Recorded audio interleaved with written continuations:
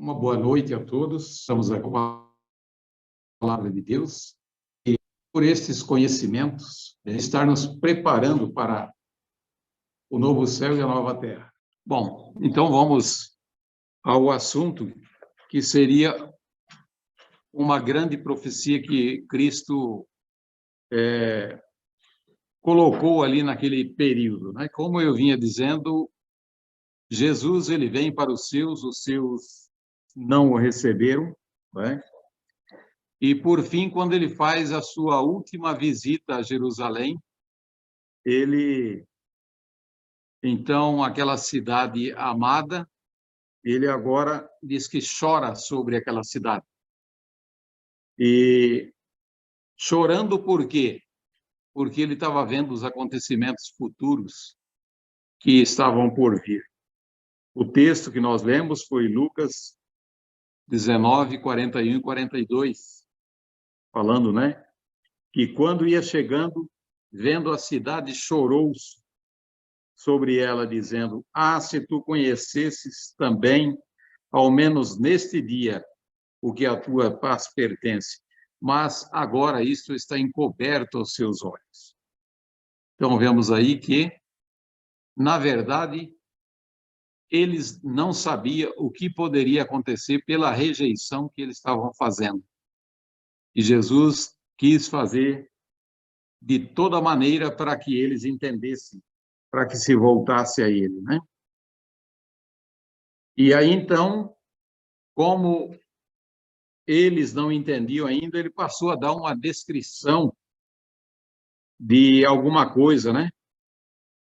E ainda em Lucas 19, 43 e 44, diz assim: Porque dias virão sobre ti, em que os teus inimigos te cercarão de trincheiras, e te sitiarão, e te estreitarão de todas as bandas, e te derribarão a ti e aos teus filhos que dentro de ti estiverem, e não deixará em ti pedra sobre pedra, pois que não conhecestes o tempo da sua visitação.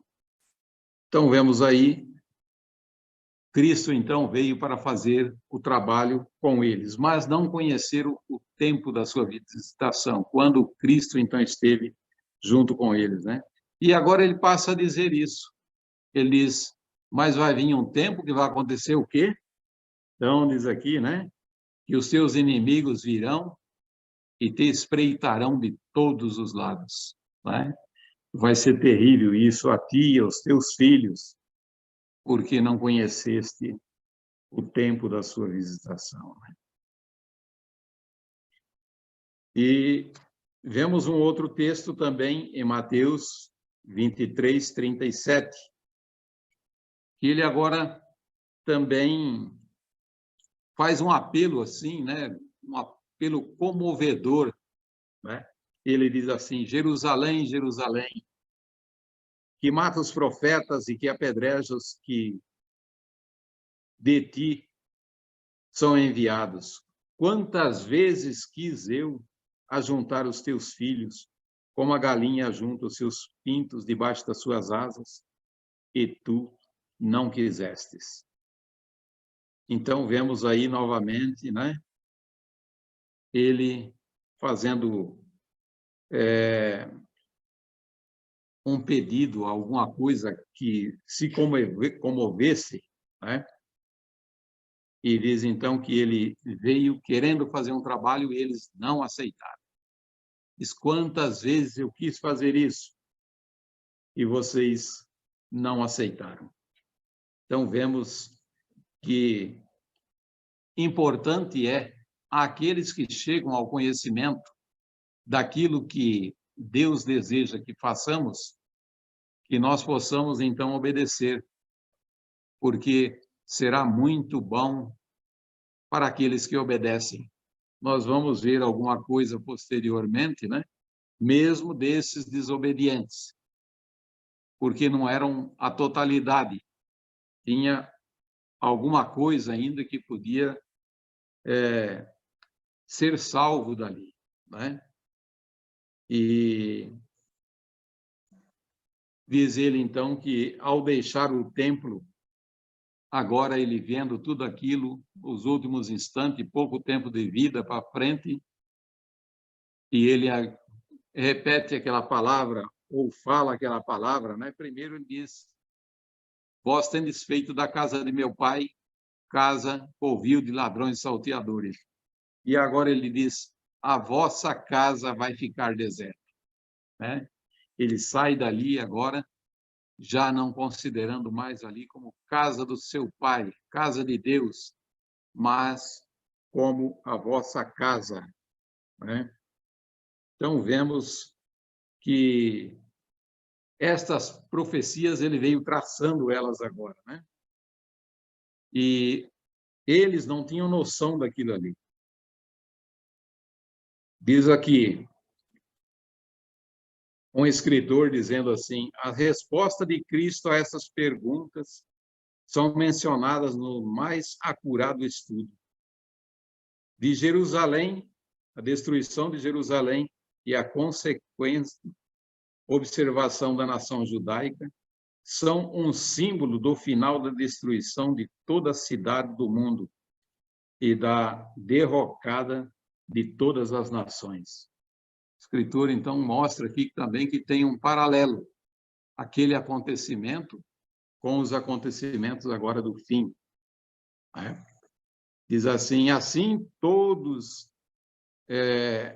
todo o seu discurso não foi dirigido aos primeiros discípulos e aqueles que estavam ali somente, né, lá no passado, mas àqueles que vivem durante as cenas finais da história do mundo. No discurso, Cristo deu, contudo, sinais definitivos, tanto da destruição de Jerusalém, como do fim da história, ou seja, a segunda vinda de Cristo, né? Então, vemos que aquela profecia que ele estava mostrando não era só para aquele tempo também, né? E falando, então, daquele período ali, mostra, então, aqui o texto de Mateus 24:14, falando, então, dos acontecimentos finais ligados com aquele tempo lá. Ele diz: este evangelho do reino será pregado a toda a nação, a todo mundo, em testemunho a todas as gentes, e então virá o fim. Nós sabemos que por volta do ano 60, 60 e poucos, diz que o evangelho foi pregado ao mundo naquela época. Então, é feita uma comparação com a pregação de lá e a pregação que vai acontecer aqui em nosso tempo, né? Diz um texto, falando aqui, ele diz assim: no ano 60, da nossa era, né, ano Domini, Paulo levou o evangelho a Roma, então a capital do mundo. E aí diz: e em 64, também ano Domini, né, escreveu ele aos santos da casa de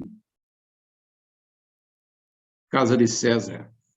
E no mesmo ano diz ele que o evangelho fora pregado a toda criatura que há debaixo do céu, mostrando então que o fim agora também ele tem um paralelo com aquilo lá, né? Lá foi pregado e aqui diz agora que também esse evangelho do reino será pregado a toda criatura, a toda nação, tribo e língua, a toda gente que existe agora, né? E então virá o fim. E aqui mostra então o período que Deus, que na pessoa de Jesus Cristo ele estava olhando, era o ano 70, né? Falando dessa profecia, ele estava olhando para o ano 70. E aqui o escritor diz assim: pouco depois, outubro de 66, os romanos começaram seus ataques contra Jerusalém. 3 anos e meio mais tarde ocorreu a destruição da cidade e da nação judaica no notável cerco de 5 meses sobre a chefia de Tito. Então, nós conhecemos a história, que primeiro veio, então, como nós sabemos, teve um cerco, e Cristo já disse lá, os discípulos perguntou que sinais haveria, então, desse acontecimento, ele diz assim, quando vedes Jerusalém sitiada, cercada, ele diz, aí é tempo, então, de sair. E aqui está mostrando, então, que no ano 66, que era justamente o período, 3 anos e pouco, antes do ano 70, mostrando, então, que haveria o cerco. E neste cerco, ele tinha dado já algo importante. Ele diz, quando vocês vê cercado, é importante nós pensarmos no seguinte, quer dizer, se vê cercado, vai ter condição alguma de sair? Mas ele disse, quando isso acontecer, então, é o tempo de fugir. E o que houve naquele cerco? Nós sabemos que foi feito um cerco ali e, de repente, diz que Céstio se retirou. Acabou o cerco, não é? E aqueles que tinham ouvido de Jesus lá atrás, dizendo assim, quando vede cercado Jerusalém, este é o período. E agora, então, eles tomaram a decisão. É coisa importante nós vermos, então, o acontecimento daquele período, né? Os que obedeceram, nós conhecemos a história, diz que não se perdeu, não morreu ninguém, nenhum cristão naquele cerco, porque eles obedeceram. E conta a história aqui, né? Que foi um período assim que era um período importante até para a saída do povo judeu, né? E quando Cristo estava contando essa profecia também, ele falou para eles, ele disse, olha, vai acontecer o seguinte, vai ter algo assim, mas vocês orem. Mateus 24, verso 20, ele diz, ore para que a vossa fuga não aconteça nem no inverno e nem no sábado. Então, aí faz uma explicação. No inverno, por quê? Muito difícil, período frio, né? Período chuvoso, período que era muito difícil. E no sábado, eles tinham colocado tantas tradições sobre o sábado, que também seria impossível você sair no sábado, né? Nós vemos que eles tinham uma tradição que não podia, não chegava acho que 900 metros o caminho de um sábado. Então, como seria o sair, o fugir, né?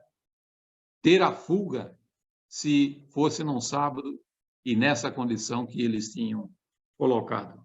Então, nós vemos como era importante o pedido, e o próprio Jesus já falou, faça isso, ore para que isso não aconteça, né? E aí diz que as orações daquele povo foram ouvidas. E aí o que aconteceu? Quando deu esse problema aí no ano 70, diz que agora, então, Céstio se retira, mas 3 anos e meio depois vem Tito, o novo general. E quando eles se retiraram na primeira vez, os judeus foram atrás e acabaram pegando despojo, acabaram matando alguns, e isso trouxe um ódio, uma raiva, coisa que, vamos dizer, ainda estava dentro deles, por causa deles ter se retirado e eles ter perseguido. E agora, quando vem Tito, então ele vem com aquele desejo de vingança, né? E aí foi, então, quando ele começa a fazer esse trabalho e o cerco durou 5 meses. Os irmãos sabem, hoje, por exemplo, nós vemos aí esses acontecimentos últimos que tem, o pessoal vai no mercado, faz uma compra, guarda e depois come aí por um período, talvez um mês, mas aqui foi 5 meses, irmão. o período, então, do cerco.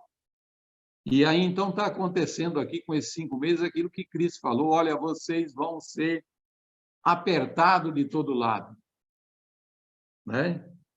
Diz aqui, e vocês lá dentro, ou vamos dizer assim, apertado de todo lado, não vai ter condição de sair para comprar, para comer, para nada, e será, então, uma calamidade. E nós conhecemos a história que ali naquele cerco, então, diz que mães chegaram à condição de comer a cinta, comer o sapato, o que era couro, né? E depois não tinha mais condição, trocava filho, uma família com outro, um imolava o filho do outro e assim acabavam comendo ali para não morrer de fome. Então nós vemos que triste, era isso que Cristo estava olhando lá e diz assim que ele chora, porque ele diz assim: tudo isso está o quê? Encoberto aos seus olhos. Tudo que está por vir está encoberto aos seus olhos. E diz que essas coisas, então, ia ser mostrado mais diretamente, mostrando o que eles fariam com o próprio Cristo, Jesus, né? Que seria crucificado. A maldade que eles tinham. Isso, então, levou a esse acontecimento. E nós vemos que mesmo os discípulos perguntou: Senhor, que sinal haverá, então, para isso daí? Lucas 21, 20, ele diz: mas quando virdes Jerusalém cercada e os exércitos, cercada de exércitos, sabeis que é chegada a sua desolação. Nesse texto ele fala chegada, em outra Bíblia ele vai falar que está próximo, outra Bíblia fala que está próximo. Por quê? Quando eles veem Jerusalém cercado, ainda tem 3 anos e meio para frente, né? E aí, então, era para sair, mas era o sinal. E quem obedecesse a esse sinal, ele estaria livre, né? Isso nós traduzindo, trazendo para o nosso tempo hoje, nós também temos alguns sinais, alguma coisa que está nos advertindo, né? E se nós ouvirmos aquilo, essa advertência que temos, e tomarmos decisão coerente em tempo hábil, nós podemos, então, ser salvos assim como foi aqueles. Aqueles foram salvos só da destruição momentânea ali, da morte, né? Mas hoje nós podemos ser salvos também disso daí, mas também da questão do nosso julgamento no santuário celestial, né? Mateus 24, 15 e 16. Estão falando aqui: pois quando virdes a abominação assoladora, de que falou o profeta Daniel, que está no lugar santo, quem lê e entenda, então os que estiverem na Judéia fujam para os montes, mostrando então que o período ali não era para voltar e ficar dentro da cidade, né?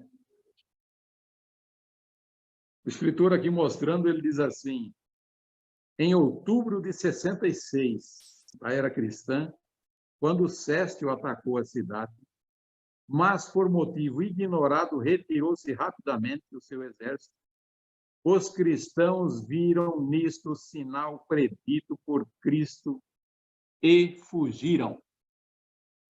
Olha a importância, irmãos. Ele tinha dito: vai ser assim, e agora, então, eles acreditaram naquilo. Quando o Céstio volta, o que eles fazem? Viram agora que era a oportunidade, então, né? E agora vemos, então, que após o recuo de Céstio, diz Joséfo nas escritas deles, né? Diz assim que muitos dos mais eminentes hebreus fugiram da cidade como se saísse de um navio prestes a submergir. Mas a gente vê aqui o escritor falando assim, que eles fizeram algo que fosse assim, rápido, meio desesperado para sair, para não ficar ali. Vemos aqui que ele usa até uma linguagem assim, dizendo que as pessoas é como se estivesse saindo do navio que estava afundando e a imergir, e eles saíram dali. O fato notável que no terrível cerco ocorrido 3 anos e meio antes, ou mais tarde, sobre o comando de Tito, nenhum cristão sequer, quando se sabia, pereceu ali naquele cerco. Aqueles que não obedeceram, irmãos, aqueles que ficaram para trás, que acharam que não tinha problema, que aquilo que Cristo tinha falado não se cumpriria, o escritor diz, continuando, ele diz aqui, que se perdeu ali mais ou menos 1.100.000 pessoas, daqueles que não quiseram sair, que não obedeceram.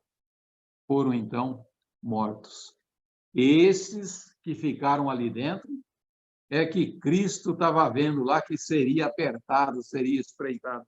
E agora, então, eles ficam ali dentro e passam por isso que nós já comentamos aqui, né?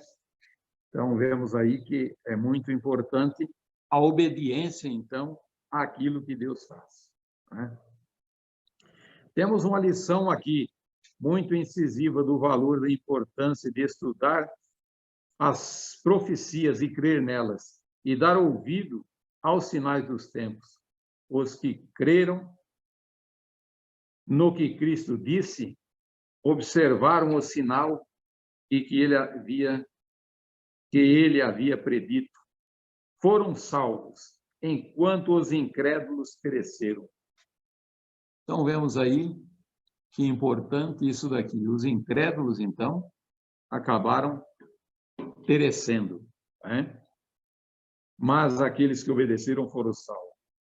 E aqui diz assim será no fim do mundo. Os vigilantes crentes serão libertos, enquanto os descuidados e incrédulos serão apanhados como presa, né? E vários textos para considerar também. Nós vemos, então, o quanto é importante a obediência, né?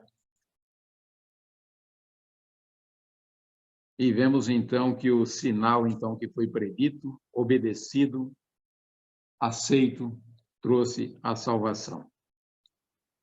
Mateus 24, 17 e 18 diz assim: quem estiver sobre o telhado, não desça a tirar alguma coisa de sua casa. Quem estiver no campo, não volte atrás a buscar seus vestidos.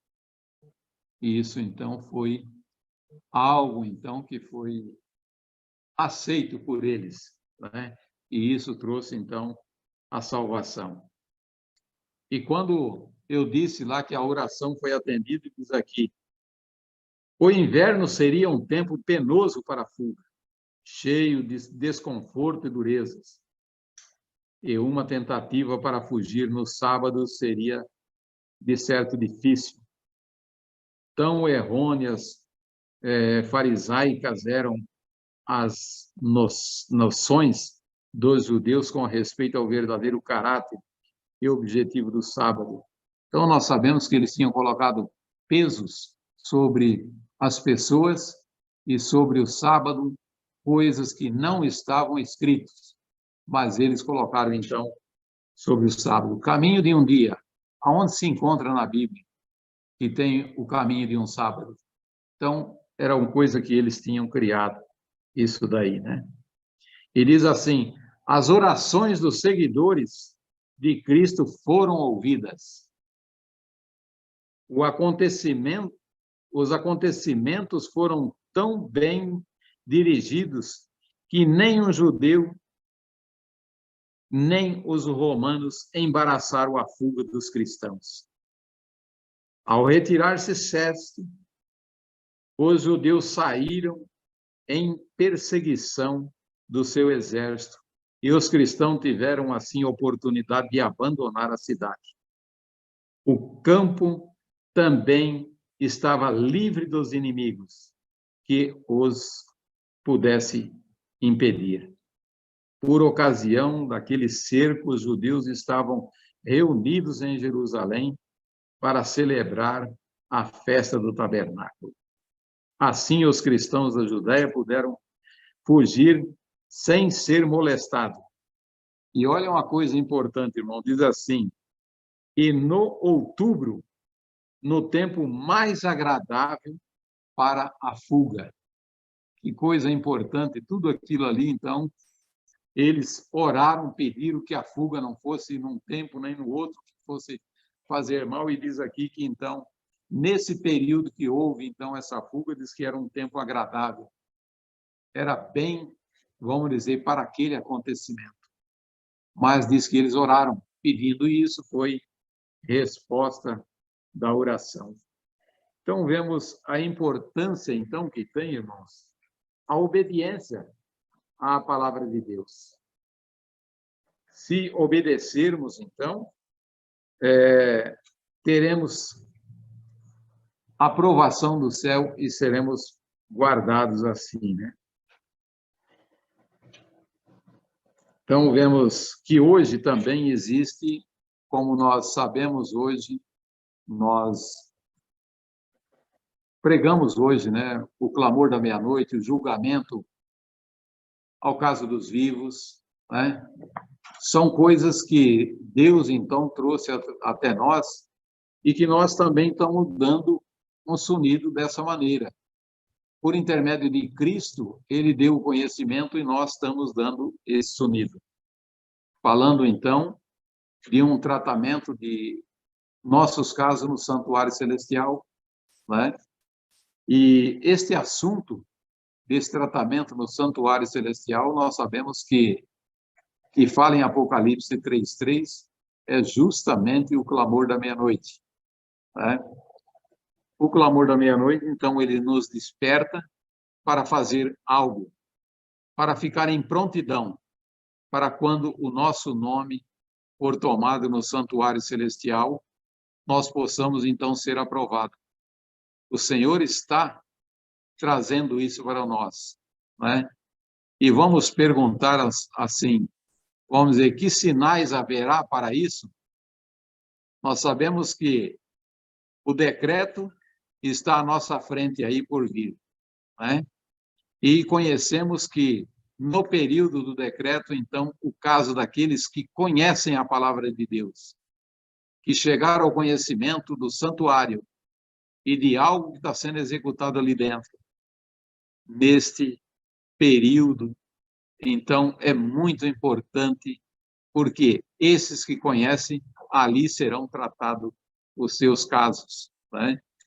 E depois do decreto dominical, para este povo não haverá mais segurança, ou seja, uma segunda chance, né?